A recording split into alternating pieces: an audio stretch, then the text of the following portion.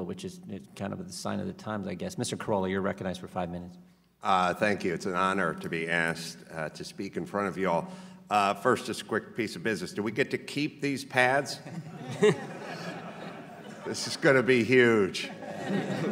And not that I'm going to, but what do you reckon they'll get on eBay?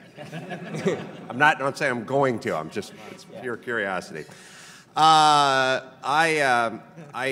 not as eloquent as Mr. Shapiro. I sort of speak in beats and off the top of my head, and I've written a few down for you all today. First off, I come from a very blue-collar background. I grew up in North Hollywood, California. My dad was a school teacher, and my mom received welfare and food stamps, and told me very importantly when I was young, when I asked her if she would get a job, she said, "And lose my welfare benefits? No, thank you," which taught me a very valuable lesson, which was never to listen to my mom. All right. I ended up being a carpenter and then a boxing instructor, and met Jimmy Kimmel when I taught him to box for a morning zoo stunt, and eventually made my way onto TV and radio. In the early days of my career, I toured the country with Dr. Drew when we were on Loveline together, a syndicated radio program also on MTV, and we must have played 100 college campuses with nary a word of negativity, and no safe spaces and no stuffed animals being handed out. Simply went there, said our piece. Many controversial ideas were exchanged, and that's just what they were, exchanged, and then we got our paychecks and went home. And 15 years later, I went out with Dennis Prager, conservative talk show host, and attempted to do a show at Cal State Northridge, where my mother was an actual graduate from, with a Chicano Studies degree, believe it or not. So she's rolling in dough about now. And they pulled the plug on it. They gave us no good reason why we couldn't speak there, and we actually had to get attorneys involved to go back and speak at a later date.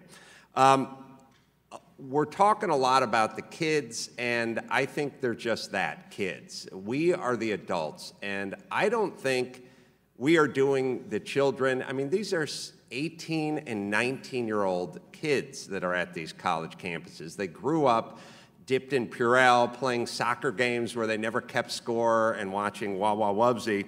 And we're asking them to be mature. We need the adults to start being the adults. Studies have shown that if you take people and you put them in a zero-gravity environment, like astronauts, they lose muscle mass, they lose bone density.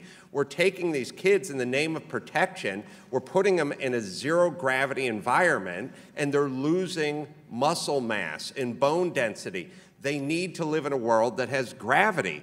When you need to expose your children to germs and dirt in the environment to build up their immune system. Our plan is put them in a bubble, keep them away from everything, and somehow they'll come out stronger when they emerge from the bubble. Well, that's not happening.